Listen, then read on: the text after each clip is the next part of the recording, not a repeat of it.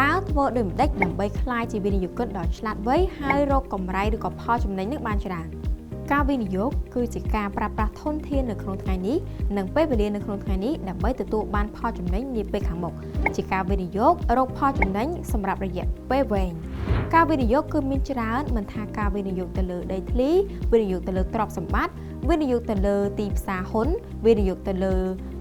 មាសឬក៏ការវិនិយោគទៅលើសុខភាពសូម្បីតែការសិក្សាក៏រាប់បញ្ចូលថាជាការវិនិយោគដែរចុះហេតុអ្វីបានជាយើងចាំបាច់ត្រូវវិនិយោគហើយថាតើតែយើងមានលុយច្រើនទើបយើងអាចចាប់ផ្ដើមវិនិយោគបានមែនឬអត់ក៏ប៉ុន្តែបើសិនជាយើងមិនបាច់ចង់វិនិយោគនឹងក៏បានដែរប៉ុន្តែបើសិនជាអ្នកចង់វិនិយោគនឹងគឺល្អប្រសើរ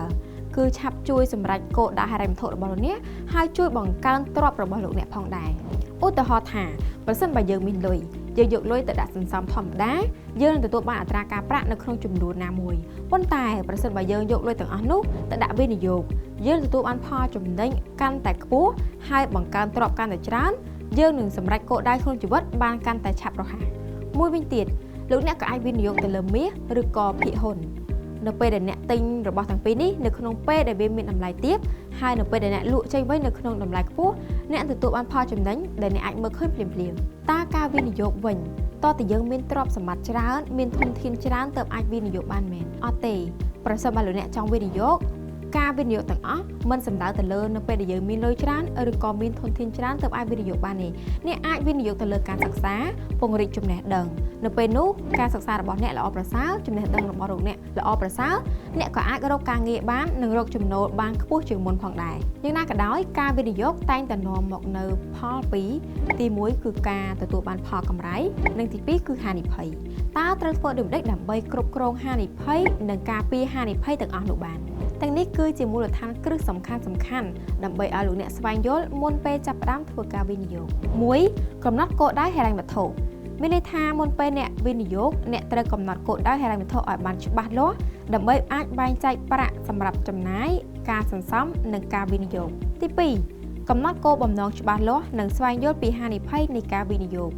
អ្នកគួរតែមានផែនការច្បាស់លាស់ក្នុងការវិនិយោគដោយត្រូវដឹងពីគោលបំណងរបស់ខ្លួនអ្នកថាតើអ្នកវិនិយោគដើម្បីអ្វីហើយអ្នករំពឹងថាបានអ្វីខ្លះពីការវិនិយោគនេះជាពិសេសទៅទៀតនោះអ្នកត្រូវចេះថ្លឹងថ្លែងពីហានិភ័យនៃការវិនិយោគនោះផងដែរដូចជាហានិភ័យទីផ្សារហ៊ុនឬសូម្បីតែហានិភ័យអត្រាប្តូរប្រាក់រូបិយប័ណ្ណធ្លាក់ចុះក៏អាចកើតមានផងដែរដែលអ្នកគួរតែសួរខ្លួនឯងថាប្រសិនបើហានិភ័យទាំងនោះកើតឡើងតើអ្នកទទួលបានវាកម្រិតណាហើយប៉ះពាល់ដល់សុខភាពហិរញ្ញវត្ថុរបស់អ្នកខ្លាំងឬទេទី3បង្កើនចំណេះដឹងនិងជំនាញលើការវិនិយោគអ្នកគួរតែបង្កើនការយល់ដឹងបន្ថែមទាក់ទងនឹងវិស័យវិនិយោគតាមរយៈការអានសៀវភៅការស្រាវជ្រាវតាមអ៊ីនធឺណិតចូលរួមវេទិកាឬសិក្ខាសាលាផ្សេងៗក៏ដូចជាតាមដានព័ត៌មានដែលកើតមានឡើងនៅទីផ្សារនេះជាដើមទី4តាមដាននិងកែតម្រូវជាប្រចាំអ្នកត្រូវតែតាមដានស្ថានភាពក្រុមហ៊ុនដែលអ្នកកំពុងវិនិយោគនោះជាប្រចាំនៅពេលដែលអ្នកយល់ថាក្រុមហ៊ុននោះអាចប្រឈមនឹងហានិភ័យ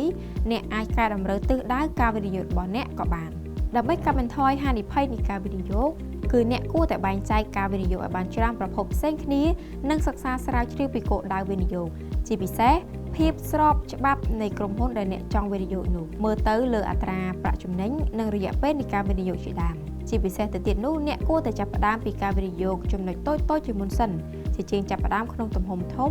ដែលប្រថុយប្រថាននឹងហានិភ័យខ្ពស់បន្ថែមលើពីនេះលោកអ្នកគួរតែសិក្សាស្វែងយល់ពីការវិនិយោគឲ្យបានច្បាស់លាស់មិនគួរនៅក្នុងការវិនិយោគតាមគ្នាហើយជានេះទៅទៀតនោះអ្នកត្រូវតែមានផែនការហិរញ្ញវត្ថុច្បាស់លាស់មានយុទ្ធសាស្ត្រនិងមានផែនការសម្រាប់ការវិនិយោគផងដែរ